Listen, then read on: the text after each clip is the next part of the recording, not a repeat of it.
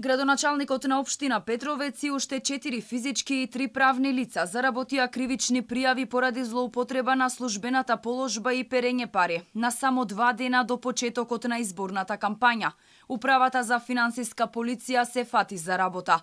По поднесената пријава, основното јавно обвинителство за организиран криминал и корупција ќе го истражува случајот, во кој градоначалникот Борче Митевски од 2012 година до сега овозможил плаќање на 24 фиктивни фактури во вредност од близу 32 милиони денари за извршени јавни набавки. Пријавените физички и правни лица во период од 2012 до 2018 година ги сториле кривичните дела кои им се стават на товар, при што се стекнале со противправна имотна корист во купен износ од 31 милион 845.470 денари, за кој износ е оштетен буџетот на општина Петровец.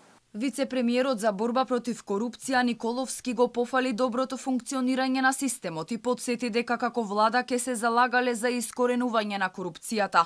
Но останува отворено прашањето дали случајот со Митевски, кој е кандидат на предстојните избори од редовите на ВМРО ДПМН, е навистина трка по правда или политички реваншизам.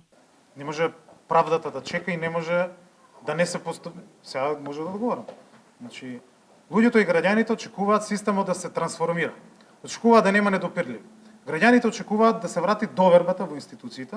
Од опозицијската ВМРО ДПМН реагираат дека станува збор за предизборен политички прогон кој го врши вице-премиерот Николовски како генерален секретар на СДСМ. Тврдат дека обвинителството за организиран криминал и корупција уште пред неколку години го истражувало случајот и утврдило дека нема да отвори постапка. И додека за функционери од редовите на ВМРО ДПМН има кривични пријави, остануваат неразрешени случаи со градоначалници од владеачката коалиција. Антикорупцијска неодамна алармираше дека градоначалникот на Струга Рамиз Мирко треба кривично да одговара за финансиски злоупотреби во општината, но детали од надлежните нема.